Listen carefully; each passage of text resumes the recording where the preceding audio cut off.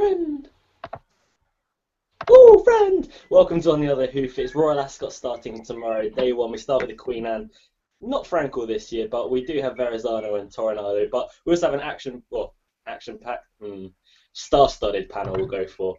Starting with Callum Liddell, who I imagine, Callum, you're fairly excited about tomorrow. Yeah, pretty excited. It's my Cheltenham, so yeah, I'm very excited. Even though my voice like it is at the moment. Yeah. Are you going to use your quote that was famous at Cheltenham, that there are some people out there that think that this is a normal day and are going to work? Yeah, I think that's that. Less so. I know Cheltenham has a certain thing about it, doesn't it? I think it is very different for Royal Ascot, but Yeah, in there's no terms of fences. quality of racing, it's the best 5 days in the year for me.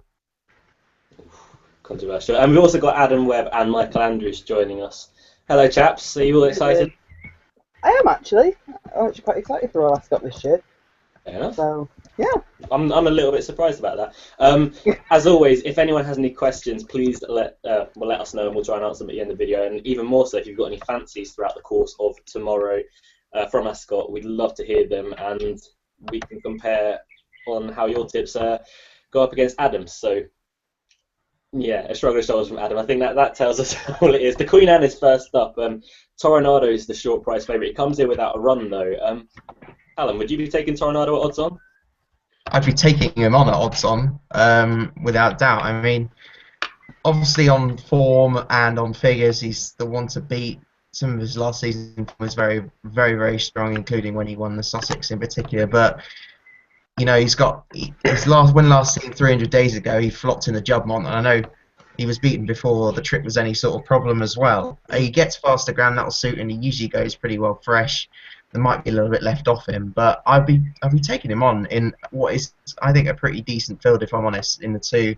Well, it's got quite an international flavour in it with the French runner Anadine, but also Verrazano coming over, the American horse, now trained by Aidan O'Brien, and Soft Falling Rain, a South African horse. So I think it's a lovely international feeling to this race. Verrazano should come on a lot for his lock-ins run. He should go very close.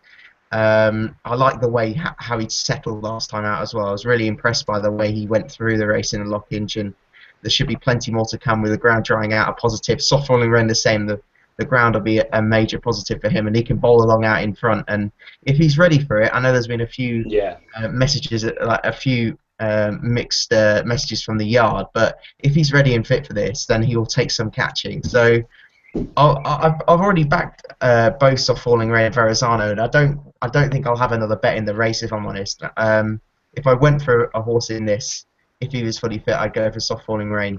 I just think 15-2 is pretty fair on him, because he is a genuine Group 1 performer. Make no mistake about that. He's a genuine top class performer. Oh, it does worry you though that Mike Dickock's come out and said that he's a few days behind on his work.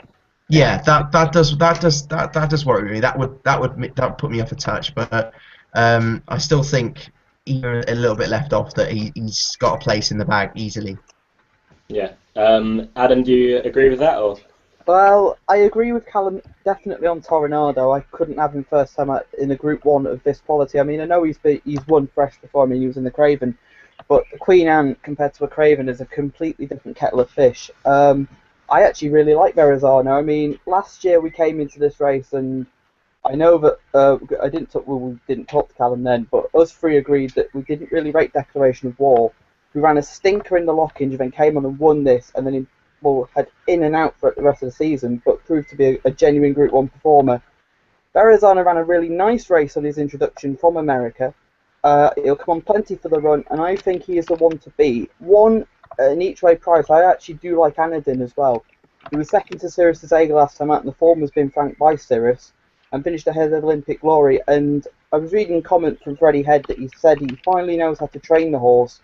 He could run into a place at a bit of a price, as could Tullius as well. Yeah. But the main selection would be Verrazano. If I had to put up an each-way selection, I'd go with Anadin. Yeah, with Verrazano, I think we're all going to sort of issue the same sentiments about Verrazano, that he should come on for his first run in England. Joseph O'Brien wasn't overly hard on him that day either in the lock-in. So he gave him 3 smacks, and then by the furlong mark, he knew he wasn't going to get to Olympic Glory, so he let him come home in his own time. And I think if he was if he did really go for it on Verrazano, he would have caught Tullius for second, but he just sort of let him coast home in his own time. And for me, I'm siding with Verrazano as well. Maybe if Toronado had a run, had won, and showed his well-being, then it might be a different proposition. But there's just too many ifs about Toronado for a Group 1 coming back from 300 days off. We don't know if he's 100% fit. He probably won't be 100% fit. But Verrazano, we know everything about him. He's going to be race fit, representing last year's winning connection. So for me, I take Verrazano at about 3-1 any day of the week over Toronado at 10-11. Michael, are you the same? Well, I'm the same. I want to avoid Toronado. Pretty much say exactly the same as what you've all said. He should be winning on form, really, but there are, doubts, and at that price, you wouldn't want to be interested. Verrazano, I was interested in the way he ran in the Lockinge, and I think he definitely will improve for that. But that form isn't exactly solid. I didn't think it was a very strong race. I know a few of them, like Monte Ridge, definitely underperformed. Tullius has been very consistent all season, but I'm not sure if he's going to quite sneak in here. The horse that I think could be for my each way money at 16s is Anadin, who pretty much Adam stole most of my points there, as he normally likes to do. But I thought he ran really well behind Sirius. If Freddie Head is saying that he's finally found the way to him, then I'm really interested. Olivier Pellier is a top jockey, and I think 16-1, I'd rather be taking that to get, because there's 10 horses, you get 3 places. I wouldn't be surprised if either Toronado, Verrazano, or Soft Falling Rain don't finish in the first 3, and if so, there is good each way value there. So yes, Anadin each way for me for Freddie Head and Olivier Pellier. Yeah, that's fair enough. We move on now to the commentary, and I spent around an hour picking my brains out about this, stuck between 3 horses. So I'm absolutely sick of this race and just can't wait for it to be over. But the one that I landed on, and the one that we should probably start talking about, is Capella San Severo, who has been sold tonight for £1.3 million to Sheikh Farhad. Thanks, Becca. Thanks, Becca, for forcing us to watch it. But there's a little giggle there as well. But 1.3 million, surely he has to win tomorrow to justify that price tag of any kind. Do you agree with that? Yeah, definitely. Yeah. I mean, he's unbeaten, but all his form's been on really soft ground, and you could question on better ground, will he be as capable?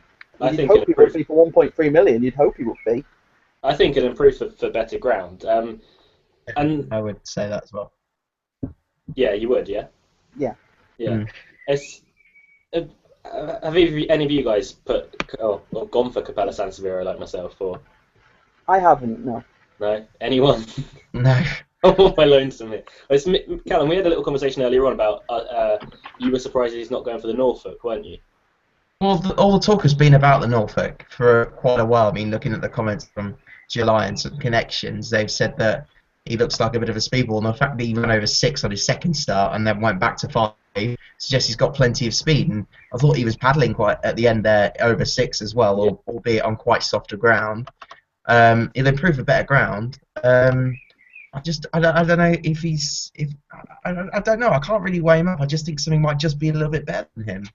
Yeah, and the one that I think you've gone for is A Day, but that was the one that was sort of stopping me from wholeheartedly going for Capella San Severo at some point. But it is A Day that you fancy, isn't it? No, I'm not going for A Day, but he's one of the 2 that I liked. A Day was pretty impressive last time when beating Mind of Madness, and again, Mind of Madness has got a great chance in the Winter Castle, so that's pretty strong form again. A Day impressed at Newbury on debut. He was a breeze-up horse, so he seemed to know his job, but he was quite green. They were quite surprised how green he was.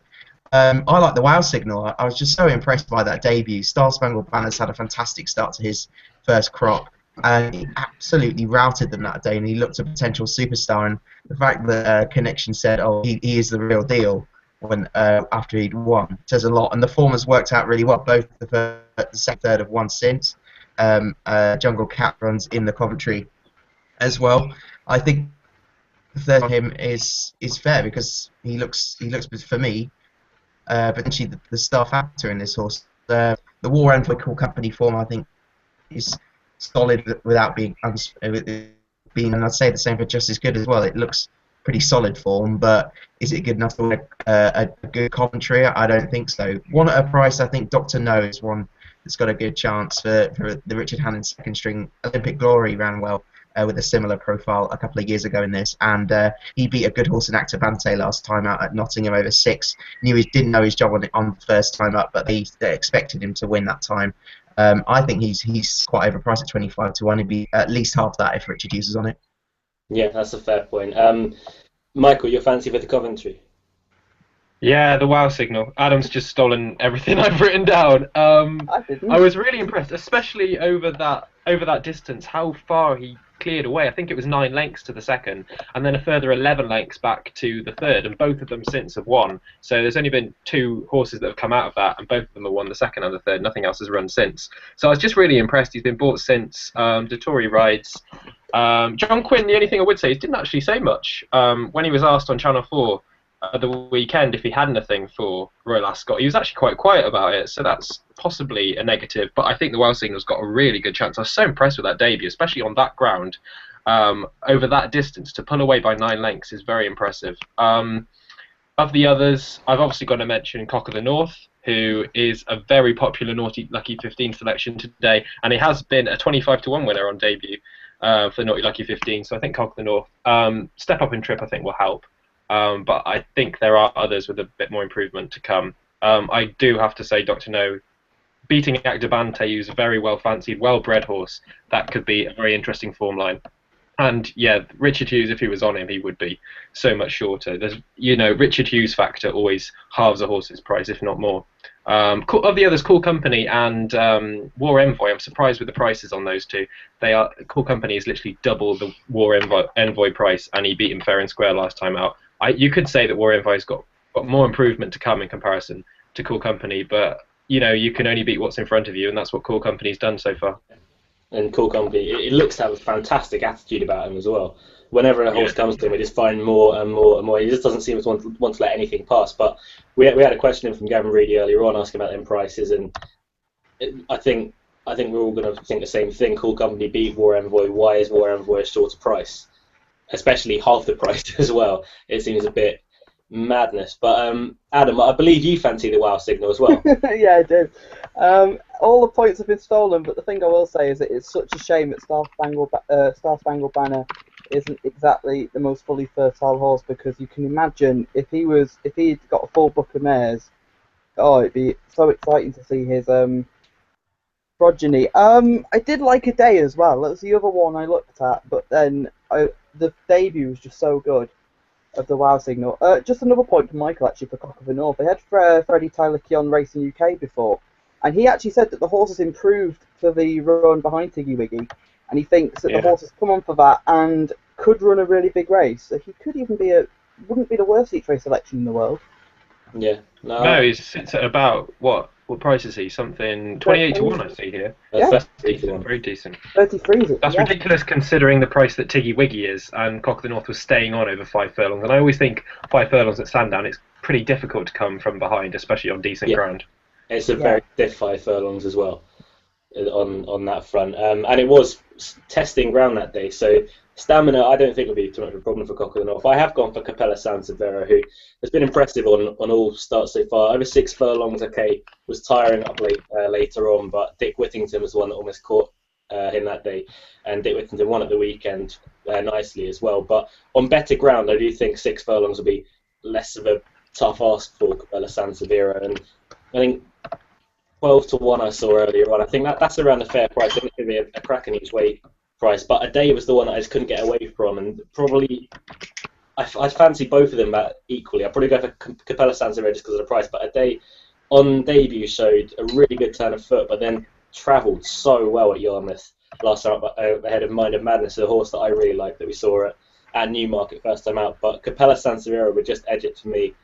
And just quickly before we move on to the King's Stand, Prophesize, who's also in the race, is bought for £180,000, about 50 to 1 outsider.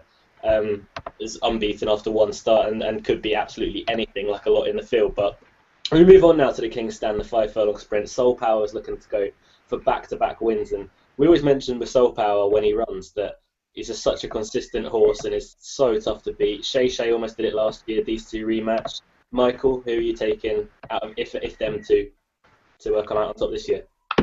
I don't know. I've really struggled with this because I really like these really fast 5 furlong races, and Shay has never really quite done it. Well, in the UK, I know he finished second to Soul Power last year, which was really good. But I do think Soul Power, as the ground is good and it could be, it's not. I don't think any rain is forecast. I think Soul Power could get his conditions and he's going to be, difficult to beat. But there's so many interesting horses in this race. You've got Gare for Ryan Moore and Aidan O'Brien. I think it's very interesting that Ryan Moore takes the ride opposed to Joseph O'Brien. I think that's saying something.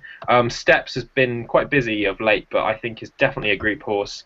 And I'd love SK Love to do it, but I think this could be a bit too short for him now with this kind of opposition. But for me, and Hot Streak as well has been really impressive this year and could be a very, very good horse.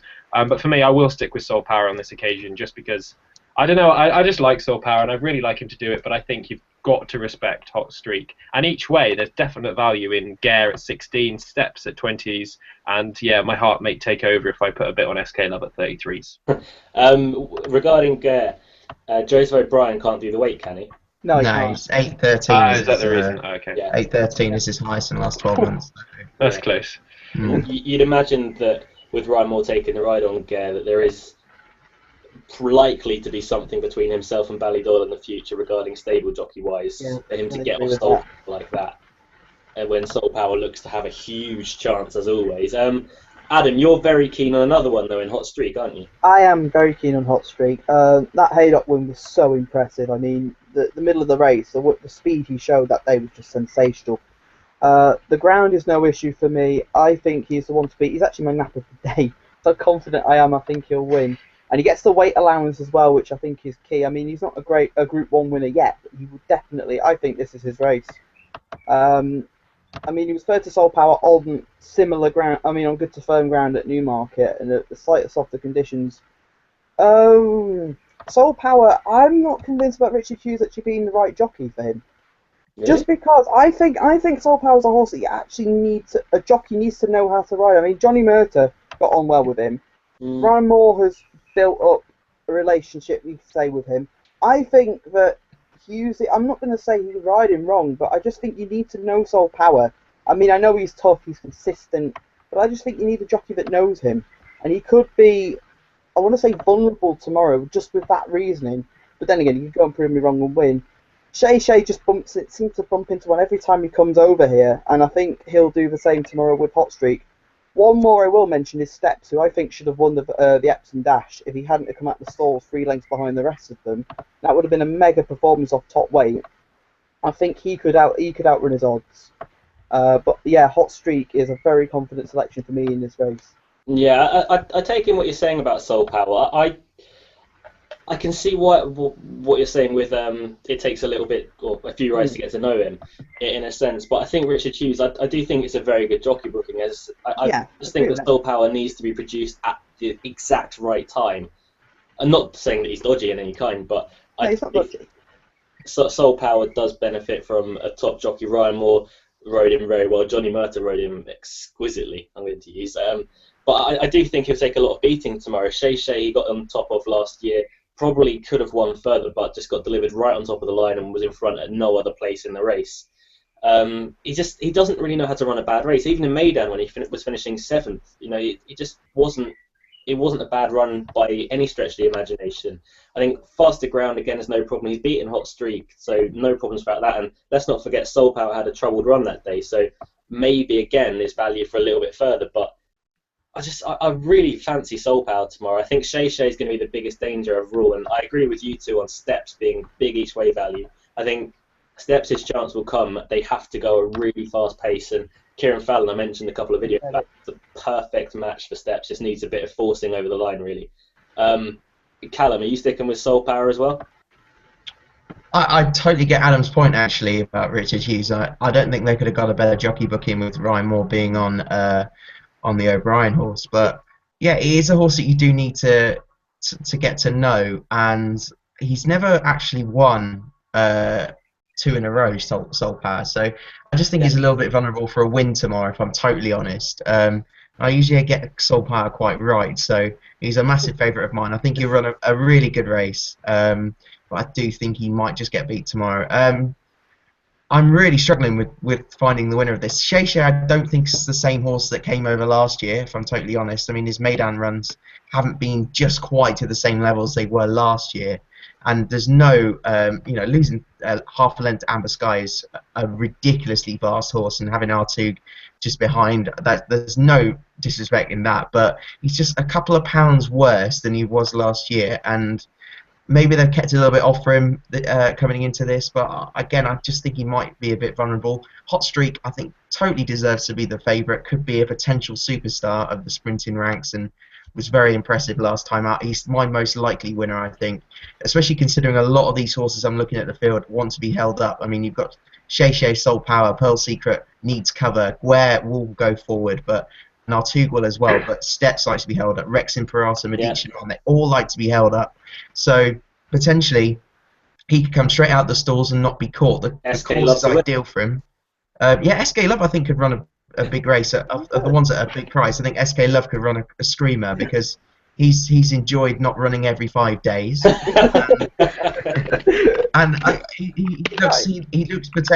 doesn't look far off this sort of standard, if I'm totally honest. I'm rambling on here. I think Guare will run well. He's a big baby, I think, still. I mean, he's very immature. So he's one that could potentially be a superstar as well, but I think he'll need a bit more time. Artug, I don't know if he can back up his Meydan runs. Steps, I think if it was off the ground, I'd be interested in. May not get the strong enough pace to aim at. Hot Streak, I think, is the most solid one, 9-2. I might not even have a bet in the race. If Hot Streak drifts, I think I might. If it was soft the ground, I'd be all over Hot Streak. Yeah, that's fair enough. Can I make one more quick point? A very quick one. Pearl Secret wants 6 furlongs. He's in the wrong race again. Have you said that before? Yeah, I've said that many times before, but I just wanted to say it again. I don't recall you saying that. Well, Olivier Pelé is a good jockey booking, I'll say that. Yeah, I agree with that. Moving on to the St James's Palace, and I don't know about you guys, but this is the race that I've really, really been looking forward to. Probably my race of the week, just for the rematch of Kingman and Night of Thunder from the Guineas and the Greenham, obviously. They're 1-1 in their matches against each other. Are we all leaning towards one or another, or can we not split them? Well, there's so many factors with this race, so that's the thing, because we don't know how it's going to be run. Oh, it's quite scary, really, having to try and predict the winner, I think. Well, okay, we'll come from this point of view. Front runner, you'd imagine Tormore will go forward. Yeah. But then Yupton could go forward. Prince of All could go forward. You don't know what pace they will go. You'd imagine Kingman, Night of Thunder, and War Command won't be far away from each other. No. And your Outstrip will be definitely held up at the back. You know that for a start. Outstrip will be with them. So do we see a bit of a sprint for home? Potentially. Prince of All looks like he'll go forward. Yeah. The outside 80-1 outsider or so. But I can't see Ryan Moore going out silly on Tormore because, I mean, he's more than worth his chance. To run a big race, you know. There's not much of pace on. I think that's a given, and it's going to be run totally different to the Guineas, and I would say that probably suits Kingman more. I think Night of Thunder's been very much underrated, though. I know we've spoken about that. I mean, he wasn't right in the Greenham. That's not a fair reflection of what how close they are. I think both of them are very, very good 3-year-olds, and I don't know. I think again I'd have 5-2, 11-10. I'd have Night of Thunder a touch shorter, but not much. Kingman looks very, very high class. On genuine good ground, I think he probably just has the edge. Especially his turn of foot is so potent that I think he will. I don't know. I think he's the most likely winner. I will say that I think he will win tomorrow. But Night of Thunder, dismiss him at your peril. You sound like you're confusing yourself by talking. I really am. I don't know. I can't bet for the race. I don't think I really want to have a bet. I just want to enjoy the race as it is. I'm not having the race. I'll say that now.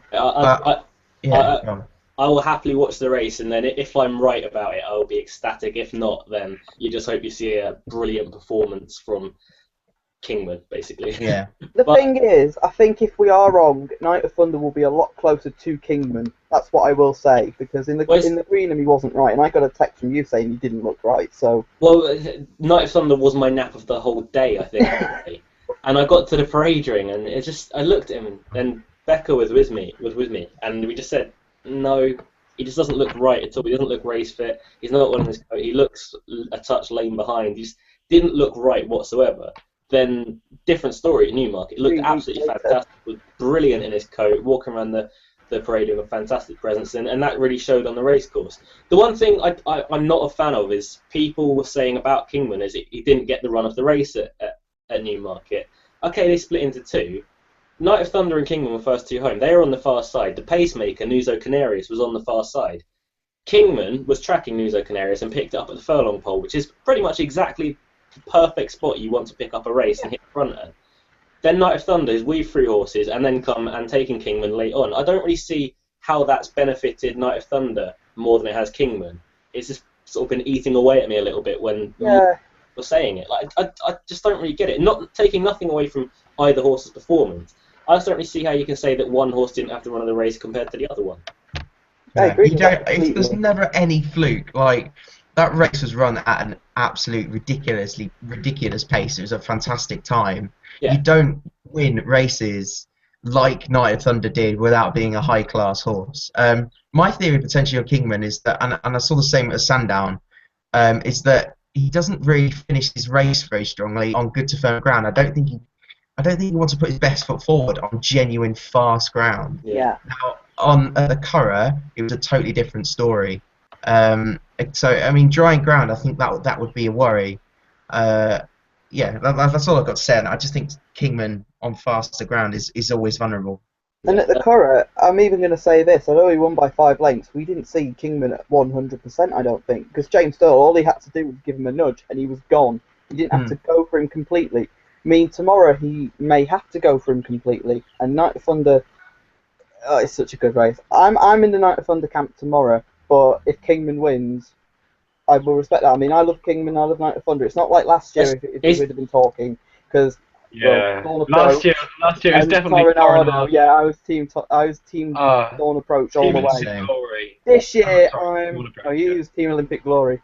No, Yeah, this I year, prefer Olympic Glory. this year I'm impartial to both of them. I think they're both fantastic racehorses. Whichever one wins will deserve it, and I do believe if Kingman does win tomorrow and it's 2-1, I think Goodwood would play to Morton Night of Thunder strengths in the Sussex. Yeah. So we could potentially be 2-2 after that. I don't know. We'll find out tomorrow. It's One just, at a bigger price is Outstrip. yeah. But, It's just such an intriguing battle, though, that everyone can be divided with so much opinion after one wins one race, one's won another, and then we're even looking ahead at the future, so maybe the Sussex Stakes. Michael, you haven't really said much on this matter. Yeah, I'm just worried about that. I'll butt in, and I'm like 5 seconds behind everybody else. So bad internet. But yeah, just on the prices, I just think it's been a bit harsh to Night of Thunder. I think he's beaten Kingman, and he's still 5-2 against 5-4. Those are just the prices that are up on my screen. I think Night of Thunder's still. He's a solid horse. He's won the Guineas, for goodness sake. Kingman was second in it. He's just as consistent. And I think this is closer than the market actually suggests. Yeah. Shame there's no 8 runners. There's no point even looking for third place. I'm sorry. Tormore and Outstrip are probably the best out of those two. Oh, and War Command, of course. I just can't really see. Yeah, it's probably between Tormore and War Command really on where they finished in the Guineas. But I can't see them two getting anywhere near Kingman or Night of Thunder unless they improve significantly. So yeah, I will stick with Night of Thunder. But just as Adam said, last year I was definitely against Toronado. I just couldn't have the way that he was being talked up for the whole of the season, and it took him on the 4th attempt to actually get past Dawn Approach. And Dawn Approach, they gave no explanations or excuses for when he got beat. Dawn Approach, he left it all on the track, as Racing Strikes said. Yeah. Just one quick thing that I wanted to mention before we go through on our selection for the race is Night of Thunder. Obviously, Richard Hughes is back on board tomorrow. Yeah. Do you think the Guineas, if anything, he won? But do you think it was a learning curve, if anything? Because obviously everyone knows that he veered dramatically across the track. That was after receiving 2 sharp reminders from Kieran Fallon. So do you reckon tomorrow he might be a bit more hands and heels, the whip being last resort? Yeah, I actually do think that. I mean, when he won at Doncaster, and that was an impressive performance, all it was hands and heels. And he won very easily that day. And in the Greenham, the stick wasn't really picked up, but I just think that could be one of the worries, and I think Hughes will use the stick as a last resort. Yeah. Yeah, I'll go with that. Okay, so we'll go for fancies now. Then moving on to the Ascot Stakes. Michael, your selection for the race. You have to do one as well. You can't bottle out of it. You cannot bottle out of it. This race is I love watching this race. Simonon won it a couple of years ago. Then we had No. John Joy. I want a selection for the St James's Palace first. Oh, you said the Ascot Stakes. Yeah, Before moving on to the Ascot Stakes. Oh. Right. Okay. Sorry. Bad internet again. I can only blame that. Night of Thunder. Callum, you're Kingman, right? Yeah, Youghton Placelay. I'm gonna go for Night of Thunder. Yeah, just. About. You say Youghton Placelay. Good selection. But fair enough. Adam, Night of Thunder. Yeah, Night of Thunder. Yeah, I'm gonna make it Night of Thunder as well. So now we can move on to the Ascot Stakes. Michael, this is your kind of race, isn't it?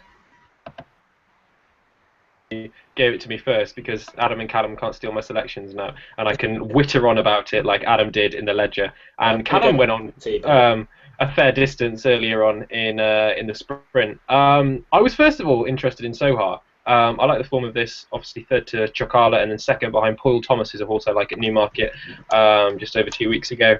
But I do question the stamina because this is quite far. It's what, 2.5? Yeah, 2.5 miles. And Sohar's Dam Iceman is a 6 furlong, 7 furlong sprinter. There's no significant stamina on the Dam side either. So I'm just worried that she's not going to stay.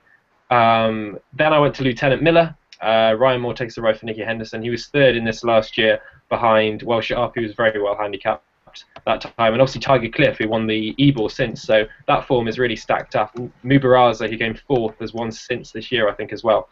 So I think he's got a very solid chance under a very good jockey. And I also think up to the top, Villa Royale could be interesting. Should stay. Also beat Eagle Rock last time out by 2 lengths at York. That was 33 days ago. That's a decent race, I think. I think he's got solid claims. But for me, I think I should have gone with Lieutenant Miller because he's definitely going to stay. All the others, well, a lot of the others have question marks over them. I'm sure Luke will want to mention Suraj in a minute or so. If he wins, oh dear, that would be something because he's just such a moody performer. But yeah, we'll go with Lieutenant Miller. Although I told Sean that I'm going for Villa Royale, but I think Lieutenant Miller is the winner tomorrow, and 10-1 is very good. Lieutenant. No, Lieutenant. Are you American? No, but that's how you say it. It's Lieutenant. Not getting picky about it at all. Callum, your turn to try and decipher this bomb site. It's definitely Lieutenant. Yeah, going to. I'll may as well start with the Henderson pair. Lieutenant Miller, very solid campaign last year, second to Brockwood over this sort of trip, third in the Zowich. That's really strong handicap form. But he was beaten off 86 in this last year. He's off £7 higher. I think he's a solid way shout, but I think he's vulnerable for a win. The front two in the market, Boundary Boy, Perfect Heart, both progressive, potentially could improve for the massive rising trip, but both need to off the ground for me. That both of them have shown their best forms off the ground. Domination, one that I've always had an eye on since he absolutely mullered a field in the Cesarewitz trial a couple of years ago. He needs faster ground. He's better on faster ground when he's on the flat. So the drying ground, I think, will suit him. I think he's one that you have to put well on your shortlist. Suraj, lot more promise last time than he shown before since moving from Michael Bell to Nicky Henderson. Again, was way too keen in this last year when he was well beaten. But if he settles, then I think he's got a squeak. Won a massive price, and I'm very surprised he is this price because he's still an unexposed sort. Is Sizzler, trained by Rafe Beckett, who he's he's never tried this trip. His first try at 2 miles was in a ripping race won by Angel Gabriel, who obviously has franked the form big time. Mubaratsa was second. Chakala's won since. That is really, really strong form. He was well up with the paces of the whole way. They went up way too quick up front, and he just stuck on, beating 9 lengths in the end. Could come on for the run potentially, down £1. It's just whether he stays. That's the worry. But he's got decent form of good ground, especially when he won leading all the way at Salisbury over 1 mile 6 last year. Just looks a potentially unexposed horse that could potentially, if he stays, has a big chance. 28-1 from a decent draw. Hopefully he can get out there. Yeah, I just think he's just silly big, if I'm honest. Sizzler for me at 28. Yeah, that's fair enough. I've actually gone very, very low in the weights, and as low as you can get actually with Brockwell. I don't need to remind everyone how good Tom Daskin and Richard Kingscott have been getting on recently. Obviously, Brown Panther is probably the highlight of that. But Brockwell, the last twice, you look at the going description, he's been running on good ground. But Chester, you watch it back, and it's not good ground. It's much, on the softer side of good would be lenient as well. It's just the top is coming up massively. Haydock, when he ran, was when the going stick was apparently broken. It was heavy ground and it was said good. It was absolutely bottomless there, and there was a slow pace as well. But Cheek Beast first time tomorrow, I think, off a mark of 87, which I think is only £4 higher than his last winning mark. Brockwell could take a hell of a lot of beating tomorrow. I'm going to have to mention Suraj, who I've followed off a cliff for the last 10 years, I think it is. Just too much. I can't do it anymore. I'll have to have a couple of quid each way just to save my blushes if he wants to slap me in the face. But like Callum says, too keen in this last year and dropped out late on. I just think it would take a monumental effort for Suraj to win this. But I'm quite keen actually on Brockwell for the kind of race this is, a staying massive handicap. So Brockwell at 16. Brockwell is actually Brown Panther's running partner when they do it on the gallops in the morning. And just to tell you, when I went there, Brown Panther absolutely destroyed him, as he should do. But I think Brockwell had 10 lengths on him. Brockwell had 10 lengths on him as they started, and by the end of it, I think it's only 6-7 furlongs up there. Brown Panther was 10 ahead, and I'm not saying that Brockwell needs to be closer, but it just shows that there is a significant difference between this race and the race that Brown Panther will be contesting later in the week. To be fair, I think Brown Panther works with Brockwell because Brockwell's the only one slow enough not to destroy him. No offense to Brown Panther. Adam, your selection for the Ascot Stakes. Before I do, do you want price-wise selections? Yeah, go on. Jungle Cat in the Coventry. He's gone for SK Love in the King's Stand, and in this he's gone for Sir Graham Wade and another cocktail, and in the Windsor Castle he's gone for Hootenanny. No! The Americans. Yeah, I've gone for that. Oh, as well, crap! So. Everyone loves to fight. Yeah, take it. Now you know how it feels. God. Oh, dearie. The one I have gone for, I'll say two, because I do like Lieutenant Miller, because he is just so consistent. Wait, what was that? Lieutenant. Sorry. What was that? Lieutenant. Oh, Lieutenant then. You can't speak in the best. No, don't give in to them, Adam. If you don't, he'll just call me Scouse for the rest of the video, so I'll have to give in. He is just so consistent in these handicaps, and Ryan Moore taking the ride is a huge plus for me. The one I have gone for, though, is winning colours from last year from Welsh Sharp. It's Plinth. Joseph and Aidan, it just seems weird that Aidan's not first platinum of the season, but his first run on the flat this year is in this race, and off a mark of 93, I'm very interested, especially as he was second last time out to the great horse that is Abyssal in Punchestown. Yeah, I'm quite sweet on Plinth actually. Yeah, that's fair enough. So moving on to the Windsor Castle. Is there any point in previewing this? Because I think we just revealed what all of us are going for. Apart from Callum.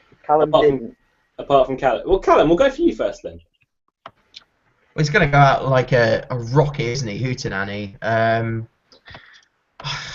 Again, it's not a race I've really decided my fancy in the race. Hootenanny, I think, I don't know. A lot of them will enjoy the pace that he'll set, but it might just be too strong a pace for anyone to get close to, because there doesn't seem to be much class in this race, and I think the ones that are at the head of the market very much deserve to be, and the ones that are further down very much deserve to be as well. I don't like a horse that starts over 6 furlongs and comes back to this sort of race. So a horse like Among Angels wouldn't be on my mind. Mubtagar I think is interesting at 11-1. He runs second to Moonraker in an Ascot maiden that's working out really well, and I think that race will look even better at the end of this week, especially with Moonraker. I think he's Norfolk bound.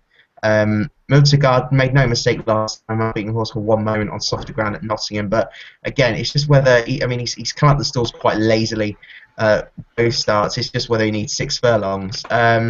By that, Murden Castle I think has got as good a chance as any. He gave £3 to Call Company last time at Windsor. He's got some real strong early speed. He's really well bred.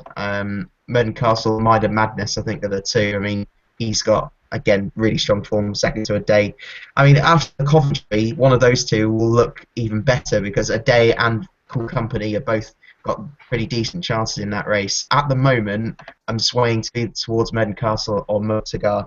I think Mubtagar's early speed might just cost him in the end. So Murden Castle for me, just about. Yeah. So now for the Hootenanny fan club, apparently. I thought going for the American horse, I might actually be a little bit left field with this one, but it seems not, and it seems Pricewise has also gone with us. Who's really wants to take the lead on this one? I'll let Michael. Yeah, I will. Go on, Michael. I've really been interested in Wesley Ward's horses coming over. I've been asking Candice Hare, who's been telling me all about them. Oh, she will not like he's that. got one. How is that? I'm not how. Do you know? Is that not how you pronounce her name? In America, it's Candice. Oh, Candice. Sorry, Candice.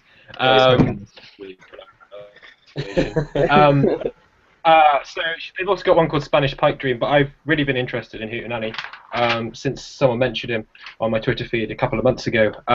Definitely forgive last time out. The dirt didn't suit him whatsoever because it was really heavy. I think actually the race was forecast to be on turf, and because of the waterlogged track, it turned to dirt. Speed figures in his first race were really impressive, and I think Ward knows what to do with him. Also, another fact is that Quality Road, his sire, is the same sire that sired No Nay Never, who won the Jersey Stakes Norfolk. Did you win the Norfolk or Jersey? Yeah, Norfolk. Yeah, last year. Yeah, I think if a horse went that speed over 7 furlongs. Yeah. Against 3-year-olds as well, that would be very impressive. yeah. It'd be some 2-year-old there, although he was built like a 6-year-old. Hootenanny as well for me. The speed he showed early on in his debut at Keeneland was nothing short of sensational. Then to be on the bridle 2 furlongs out, horses came to me, got a squeeze from. I'm looking like an idiot now. I can't remember who rode him. Got a squeeze, then went on and won as easy as he liked, basically. Victor Espinosa comes over for the ride. He's taking the ride on Wesley Wards this year. Big fan of that. Really big fan of Victor Espinosa from what we've seen on him on California Chrome and other horses of the likes. But Hootenanny, I just think as Callum said, he's got so much speed. It could just be a case of the others have no idea what way he went. And if he jumps, makes all, then I'm finding it really hard to get Hootenanny beat. And he is actually my nap of the day. So Adam, if you want to take on from that. I can't really, but I am about to say it. I can see pigs flying outside my window as Lucas just complimented an American jockey. He's Mexican. Mexican, okay then.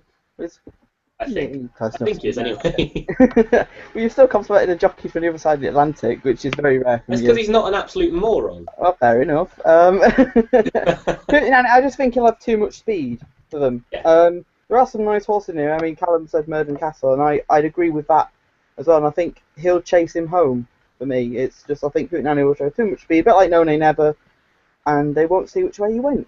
Yeah, I think a strongly run race would suit Mind of Madness, who I'm quite a fan of, and as Callum said, we'll get a big boost if A Day wins the Coventry earlier on. But if it's a strong run pace, I can see Mind of Madness. Well, it will be a strong run pace. Let's not dance around that. Mind of Madness would be suited by that, I think. And for me, I'd have Mind of Madness chasing Hootenanny home, but I'm having big troubles finding which one's going to be Hootenanny, and I don't know. One mentioned though, Flyball. I really don't get why they're running him over 5.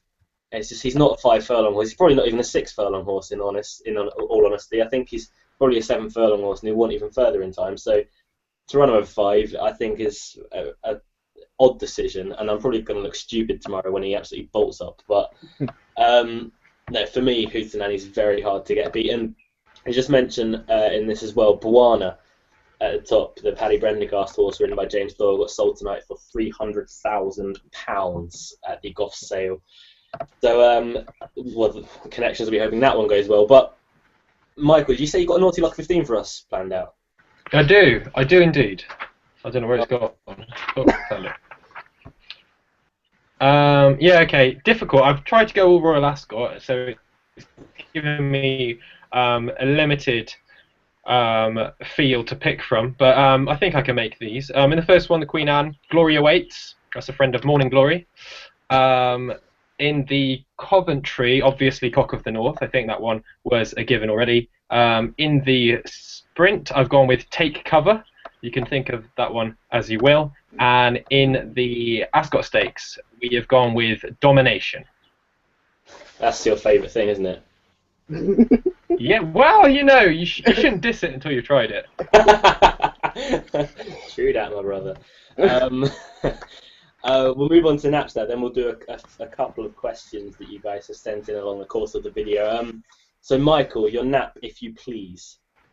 Yeah, I did originally nap Hootenanny, but it sounds like Luke's already done that. No, I will stick with Hootenanny. I fancied him for longer, although apparently, according to Sean, not as long as Jules Holland has. So I was going to mention that. That's, yeah. But it's going to be 2 Hootenannies from me and Michael. Callum, your I'm nap. struggling, if I'm honest. There's not much that really stands out at Ascot tomorrow. So, in the 4:45 at Thirst, I'm going to go for Sameen, trained by Luca Kumani. Ran a really good race. Oh, Seaman! Yeah, Seaman. Ran a good race behind Al Saham at Ascot last time out. Nothing went right for him. He got some pretty good form in the book last year as well. It just couldn't come on plenty fun. No pun intended, and better ground will see. Oh dear. Out of all of us, I thought the one person that would put a nap up at somewhere like Thirsk would be Michael. Yeah. I thought, guys, Actually, I'm glad Callum mentioned him actually, because he went into my tracker after that last run, and I'm actually quite interested now, having heard that. I thought Callum would be the one. Yeah, no, I love Ascot. Everything's going to be Ascot. No, Thirsk. Oh, don't worry. The next few days they will be Ascot. I've looked at my tracker and I've got about 50 a day in there. So it's just tomorrow. I've got nothing. So yeah. Oh, okay. Adam, your nap for the day. Hot streak in the King's Stand. Yeah. And I'm also siding with Hootenanny as Mike. Well, as I mentioned earlier, and as Michael has also gone for Hootenanny. So we'll be hoping that wins. A couple of questions that we've got. We've got quite a lot from Gavin Reedy. Thank you, our Irish friend, for sending these in. We've answered the question on Cool Company and War Envoy with the prices. Who do you think? Well, this will be one aimed at Adam. Do you think this year's King's Stand will be won by a 3-year-old? Yeah. Or Yes. Hot streak all the way. That's answered that. He's also asked quite an interesting question about the watering process at Ascot. What do you think of the overwatering done at Ascot last week? Very unfair for fast ground horses. It's not going to really be that testing tomorrow, is it? It should be genuine good ground. It shouldn't be slow. It shouldn't be too fast. So it wouldn't be a disadvantage for anyone, really. No, I think it's pretty good ground, but in whole in general, the lack of fast ground over here is just disgraceful. Yeah, I agree with that. I mean, it's not just the fact it's this absolutely rubbish that it's unsafe is just If it was baloney, rubbish. If it was National Hunt, then maybe I could understand. Yeah, no, National Hunt I can totally understand. I mean, we saw in the week when 5 horses died in Ireland on fast ground. You know, that was just horrific. But it's totally different. Fast ground, horses are meant to be running on fast ground. You go abroad, everything is fast ground. There's no such thing as soft ground. We're just so protected over here, and I think it worsens ground. If you're constantly watering the course, it's just going to worsen the ground anyway. Yeah, it's more unsafe than that than it is fast ground. Richard Hughes and Ryan Moore both refused to ride there at the fact of their watering policy, and we saw that at their last meeting where a horse sadly, I think George Michelson horse was sadly killed and slipped on the bend. And then in the second race, they went round the bend again, and they said it was unsafe. I mean, watering does make the ground unsafe. I mean, fair enough. If it's hard, I mean, you're not allowed to. I don't think you're allowed to race on hard ground, but firm ground, I've got no issue with it. Really don't. Yeah, I completely agree with that, and I see where Kevin's coming from with that question. But as regards for tomorrow's, what the question was aimed at, I don't think it's really going to give any horse an advantage over another horse. Maybe unless you've got a genuine mudlark, then it was never really going to be sort of your ground, would it? But Jeff Hanley's tweeted us in. Thank you, Jeff. He fancies a day ball clear from a useful sort last time, despite having taken a keen hold. Yeah, I mentioned earlier on, he just tanked through that race at Yarmouth, and it just travelled so well. But as also mentioned, it's got a brilliant turn of foot as well. I know Callum's a fan, well, me and Callum are fans of Mind of Madness, who was second behind a day at Yarmouth. Hot Streak, a good fact for you, Adam. You'll be wanting to hear this one. Jeff tweeted us in with Hot Streak 10-1, fastest time as a 2-year-old when winning the Cornwall Stakes since Frankel. Like that. Yes. Like that a lot. I saw that. Yeah, good stat. I quite like that. Can I just put another stat up potentially for the King's Stand? I was just looking at the past winners of the King's Stand. Noting 1990, Deja won the King's Stand as a 3-year-old. Yep. 6 years later, Pivotal won the King's Stand as a 3-year-old. 6 years later, Dominica won the King's Stand as a 3-year-old. 6 years later, Ecriano won the King's Stand as a 3-year-old. 6 years later, 2014. Oh, I like And that. there's only been one other 3-year-old winner since then, out of those years. We're just feeding Adam's ego now, aren't we? What's Square going to win tomorrow now? The wrong 3-year-old. The wrong 3-year-old. How did you pronounce that, Adam? Square. Yeah. It's a French word for war. I know that. Not as bad as I think it was Desi who was doing the Irish companies. He just called it grrr.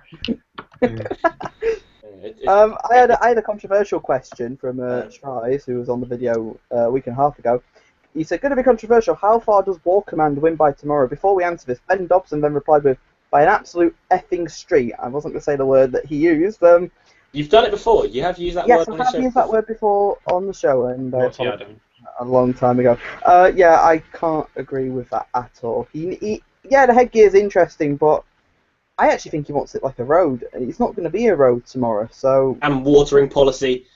damn yeah, exactly. Watergate. That's one of the horses that could have. Yeah, Watergate. Breeders' Cup Mile. That's one. That's all I'd say about Breeders' Cup Mile. Yeah. Yeah. Graham Woods also asked, "Can a Tug replicate his Dubai form back in the UK? If he can, 10-1 is big." I think Callum said he wasn't so sure about that, and I'm going to side with that. I'm not sure myself either. No, I'm not. I don't see why not. He won at Ascot last year on Cheryl Cup Day. Dogo Cup Day. Yeah, that was it. So Ascot's no problem. He would have to improve again from Yeah, that that's form. what I'm thinking. I'm not sure he will. But then he was a different horse that we saw in Dubai. But I don't know. Yeah, you would have to have a slight doubt over that. I've got to beat twice in Dubai. I think that's some achievement, if I'm honest. Yeah, I mean, Godolphin horses in Dubai usually do find a little bit extra, don't they? Yeah. Yeah. If I'm honest, if it was trained by Said Bin Sur, I'd be a little bit more confident. I think he's Charlie Appleby, isn't he? Or is he Said? It's Charlie Appleby. Charlie. Saeed's not got a run tomorrow or Wednesday, which I find interesting. Yeah. Good point. Right, we're going to get in trouble with Callum. We've gone over. We're 9:01. Uh-oh.